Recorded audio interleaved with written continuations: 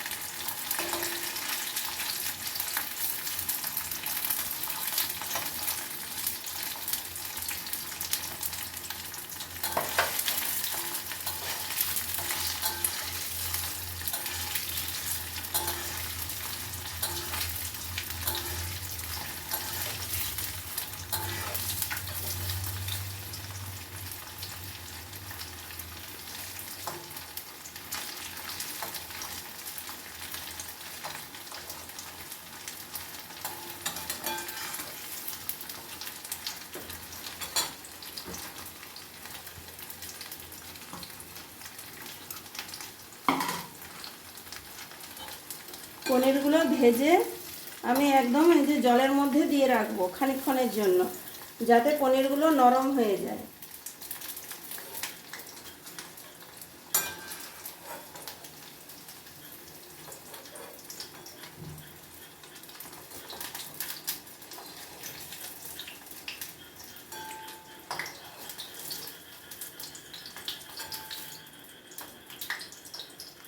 এভাবে বাকি পনিরগুলো ভেজে নেব। আমি শাহি পনিরের জন্য এই কাজু বাদাম আর চারমগজ দিয়ে একটা পেস্ট বানিয়ে নিচ্ছি। সামান্য পরিমাণ জল দিয়ে দিলাম।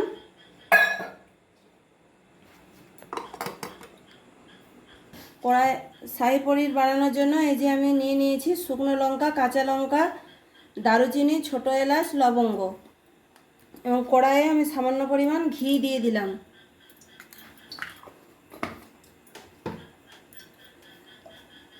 কড়াই গরম হয়ে গেছে, গোটা ফোড়নগুলো দিয়ে দিলাম।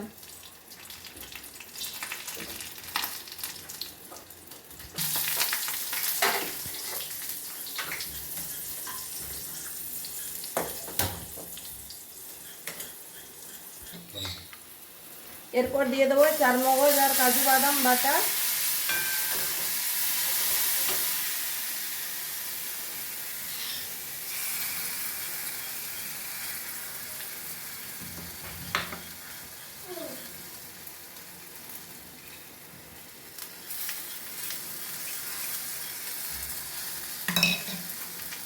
ভালোভাবে নেড়ে নেব।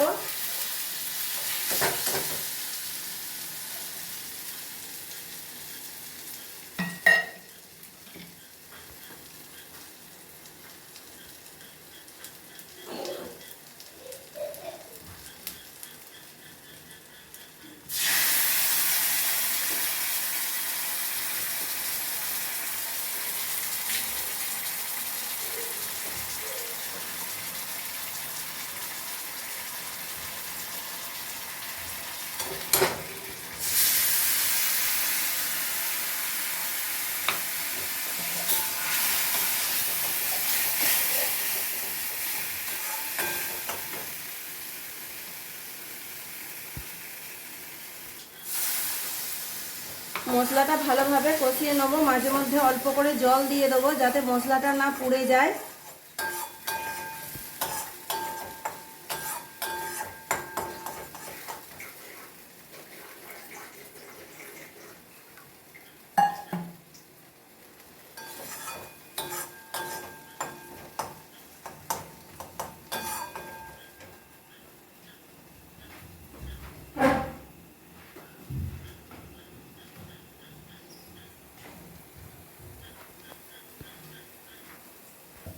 যাতে কালারটা ভালোভাবে আসে সেজন্য আমি 1 teaspoon red chilli Kashmiri red chilli powder দিয়ে দিলাম। ভালোভাবে নেড়ে মশলাটা কষিয়ে নেব।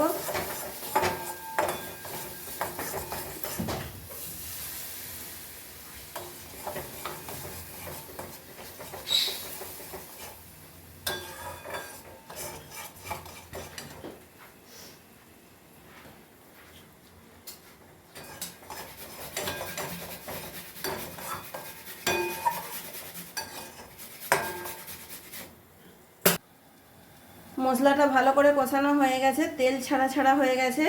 এবার দিয়ে দেবো অল্প পরিমাণে একটুখানি চিনি, ভালোভাবে নেড়ে নেব। এরপর দিয়ে দেবো রুম টেম্পারেচারে রাখা 1 কাপ দুধ।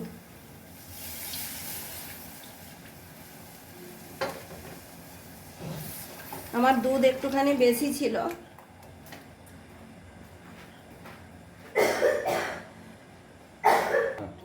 এই যে গ্রেভিটা হয়ে গেছে। এরপরে আমি দিয়ে দেবো পরিমাণ মতো লবণ,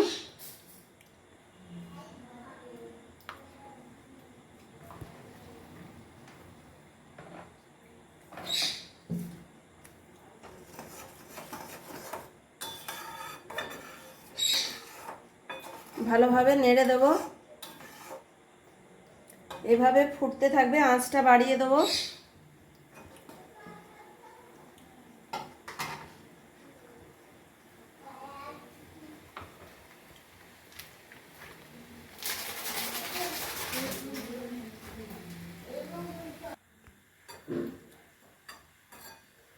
এই যে দুধটা এখানে ফুটে গেছে। এরপরে আমি দিয়ে দেবো এই যে জলের মধ্যে পনিরগুলো রেখেছিলাম, পনির, কাজু আর কিশমিশ রেখেছিলাম, সেগুলো দিয়ে দেবো।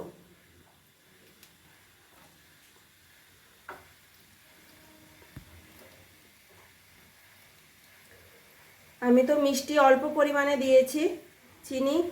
এরপরে যদি আপনারা আরও বেশি মিষ্টি খেতে চান তাহলে নিজেদের স্বাদ মতো আরও চিনি অ্যাড করতে পারেন।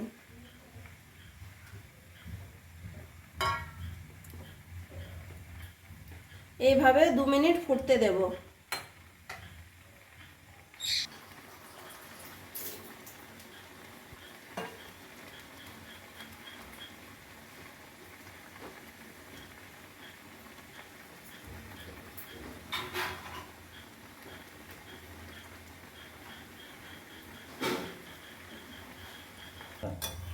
এরকম জুস থাকা অবস্থায় আমি বন্ধ করে দেবো।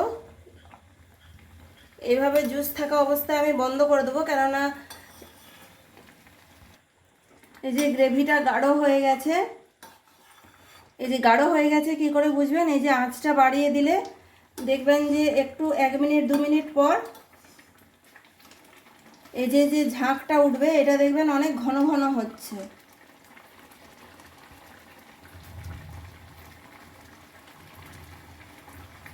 এই যে ফুটছে, এটা অনেক ঘন ঘন হয়ে ফুটছে, তখন দেখবেন যে জুসটা গাঢ় হয়ে গেছে। এবার হয়ে গেছে, আমি গ্যাসটা বন্ধ করে দিচ্ছি। এই যে দেখুন, এইভাবে রাখলে পনিরগুলো ওই ঝোলটা টেনে নেবে, তখন গ্রেভিটা ঠিকঠাক পরিমাণে চলে আসবে।